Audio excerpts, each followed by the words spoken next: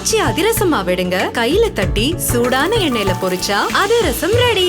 Vellore green circle Katpadi சாலையில் குளம் போல தேங்கியுள்ள மழை நீரால் வாகன ஓட்டிகள் மற்றும் பொதுமக்கள் பெரும் சிரமத்திற்கு ஆளாகியுள்ளனர்.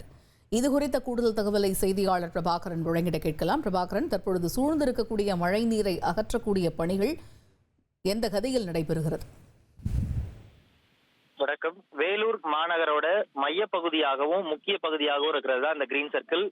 மாநகரில் எந்த பகுதியிலிருந்து வந்தாலும் இந்த வழியா தான் திருப்பதி போறதா இருந்தாலும் சரி, சென்னை பெங்களூரு பகுதிக்கு போறதா இருந்தாலும் இந்த பகுதிக்கு வந்துட்டு தான் போகணும்.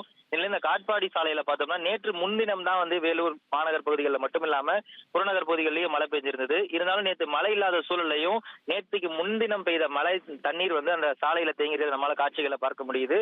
இந்த மழை தண்ணி அந்த கால்வாய் கல்வெட்டுக்கு மேல அந்த நிரம்பி வர்றதுனாலதான் இந்த சாலையில தண்ணி வந்திருக்கணும். இந்த தண்ணி அகற்றும் பணி நடந்து வருவதாகவும் தேசிய நெடுஞ்சாலைத்துறை அதிகாரிகள் தெரிவிச்சிருக்காங்க.